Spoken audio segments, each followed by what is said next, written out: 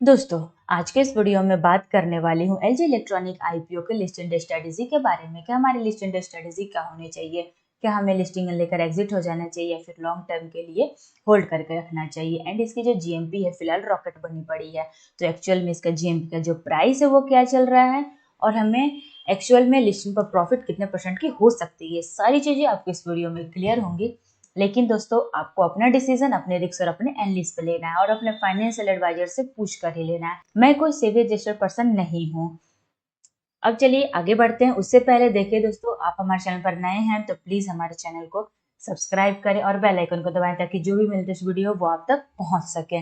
और मेरे WhatsApp channel को भी ज्वाइन कर ले, लिंक डिस्क्रिप्शन बॉक्स में दिए गए हैं। वहां पे हम लेटेस्ट अपडेट देते रहते हैं, जीएमपी से रिलेटेड, सब्सक्रिप्शन से रिलेटेड। तो चलिए अब आगे बढ़ते हैं। सबसे पहले हम बात कर लेंगे दोस्तों लिस्टिंग डेट की। एलजी इलेक्ट्रॉनिक के आईपीओ की लिस्टिंग की डेट है 14 अक्टूबर, यानी कि ट्यूसडे को आपको देखने को मिलेंगी। 9 बजे मार्केट की ओपनिंग होती है और 10 बजे किसी भी आईपीओ को लिस्टिंग हो जाती है। वैसे ही ठीक एलजी इलेक्ट्रॉनिक का आईपीओ 10 बजे मार्केट में लिस्ट हो जाएगा ट्यूसडे को, 14 अक्टूबर को। और एक बात और दोस्तों, यहाँ पे आप देख सकते हो इसके अलॉटमेंट की जो डेट थी वो 10 अक्टूबर फ्राइडे को थी। तो अभी तक आपने चेक नहीं किया है तो आप जाके चेक कर लीजिए। एलजी इलेक्ट्रॉनिक के रजिस्ट्रार के फिनटेक की वेबसाइट पर आपको देखने को मिलेगी एलजी इलेक्ट्रॉनिक आईपीओ के अलॉटमेंट स्टेटस। ठीक है दोस्तों, मैंने भी इस आईपीओ में अप्लाई किया था पर्सनली। मैंने एक लॉट के लिए किया था, तो मुझे एक लॉट अलॉट हुआ है रिटेल कैटेगरी में। देखते हैं कितने परसेंट की प्रॉफिट होती है दोस्तों।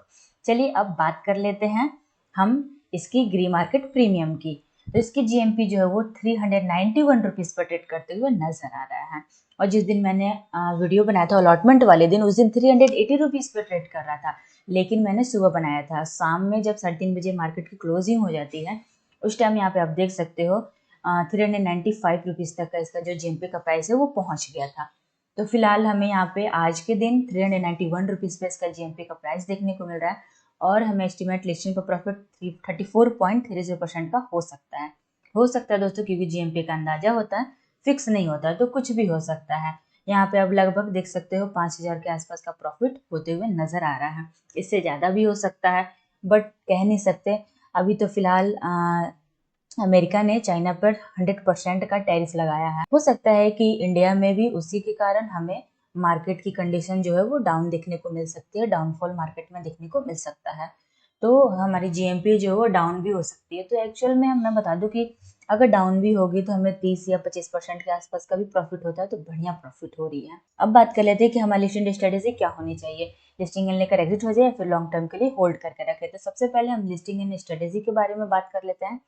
तो देखिए, पर्सनली मैं क्या करती हूँ कि कोई भी आईपीओ में, जैसे कि आईपीओ में अप्लाई करने से अलॉटमेंट मिलती है तो मैं लिस्टिंग लेकर एग्जिट हो जाती हूँ। ये बढ़िया स्ट्रेटेजी रहती है दोस्तों, क्योंकि क्या होता है कि बाद में पछताना ना पड़ रहा है कि लॉस हो रहा है। ठीक है, लिस्टिंग हो गया, उसके 1-2 दिन बाद ही लॉस देखने को मिल रहा है इस कंपनी में। तो ये चीजें रहती है, इसलिए मैं हमेशा क्या करती हूँ कि लिस्टिंग लेकर एग्जिट हो जाती हूँ। ये बढ़िया स्ट्रेटेजी रहती है। अदरवाइज दोस्तों, आप अपना डिसीजन अपने रिस्क और अपने एनालिस्ट पे ले और अपने फाइनेंशियल एडवाइजर से पूछ कर ही लें। ठीक है, तो यहाँ पे आप देख सकते हो लिस्टिंग गेन वाले दिन भी यहाँ पे 25% के आसपास भी अगर प्रॉफिट होता है, अगर डाउन मार्केट होती है तो कोई वो नहीं है, कम नहीं है, अच्छी खासी प्रॉफिट हो रही है। 25% भी प्रॉफिट कोई कम प्रॉफिट नहीं होता। अब बात कर लेते हैं लॉन्ग टर्म के लिए, होल्ड करने वाले के लिए। तो उन्हें क्या करना चाहिए, होल्ड करना चाहिए फिर नहीं करना चाहिए। तो देखिए, लॉन्ग टर्म के लिए जनरली हम पॉजिटिव्स और नेगेटिव्स देखते हैं। सबसे पहले हम कंपनी के बारे में जान लेते हैं। तो कंपनी के बारे में वैसे आप लोगों ने जान के ही अप्लाई किया होगा, बट थोड़ी सी मैं बता दूं कि कंपनी का जो बिजनेस मॉडल है वो काफ़ी बढ़िया है, अट्रैक्टिव है। यूनिक सेक्टर तो नहीं है, बट अपने सेक्टर में ये लीडिंग कंपनी है। मतलब कि एलजी इलेक्ट्रॉनिक जो कंपनी अपने सेक्टर में one of the biggest player company है। एलजी इलेक्ट्रॉनिक यह एक साउथ कोरिया की एक बहुत बड़ी कंपनी और मजबूत टेक्नोलॉजी की कंपनी है। इसकी शुरुआत साल 1958 में गोल्ड स्टार नाम से हुई थी, लेकिन अब इसका नाम बदल करके एलजी इलेक्ट्रॉनिक रखा गया है। और यह जब इंडिया में लॉन्च हुआ था वो 1997 में इस्टेब्लिश्ड हुई थी ये कंपनी।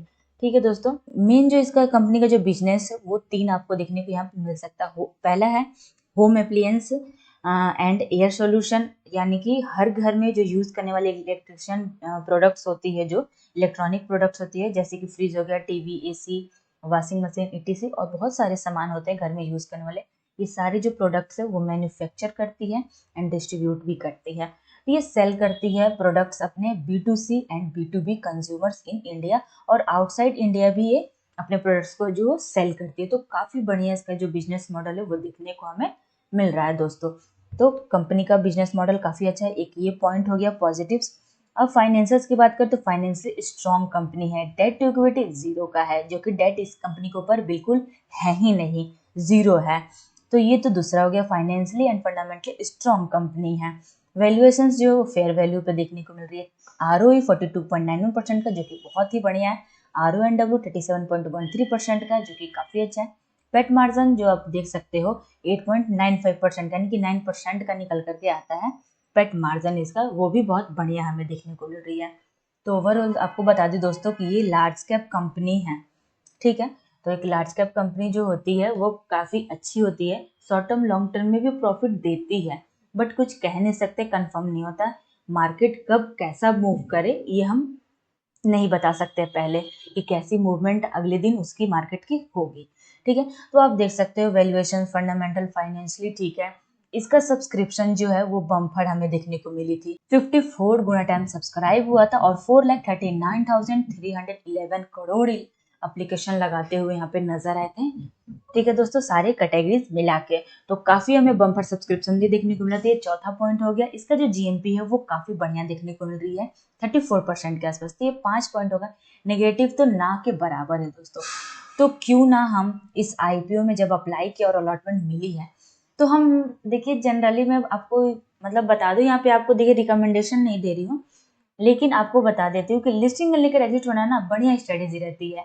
अदरवाइज दोस्तों आप अपना डिसीजन अपने रिस्क और अपने एनालिस्ट पे ले, और अपने फाइनेंशियल एडवाइजर से पूछ कर ही ले, ठीक है दोस्तों। यहाँ पे आपको किसी भी तरह का फोर्स नहीं किया जा रहा कि आप लिस्टिंग लेकर एग्जिट हो जाए और लॉन्ग टर्म के लिए होल्ड करके रखें, नहीं।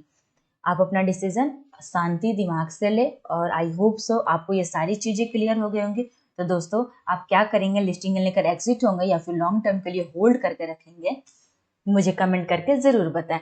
पर्सनली मैं लिस्टिंग लेकर एग्जिट हो जाती हूँ हर एक IPO में, जिस IPO में भी मतलब अलॉटमेंट मिलती है उस IPO में मैं होल्ड करके नहीं रखती हूँ। तो दोस्तों आज के लिए बस इतना ही। आई होप सो आपको ये वीडियो पसंद आया होगा। वीडियो पसंद आया तो प्लीज एक लाइक करें और अपने दोस्तों में शेयर करें जो IPO में इन्वेस्ट करते हो, एंड मेरे मार्केट प्रॉफिट चैनल को सब्सक्राइब करना ना भूले। Thank you.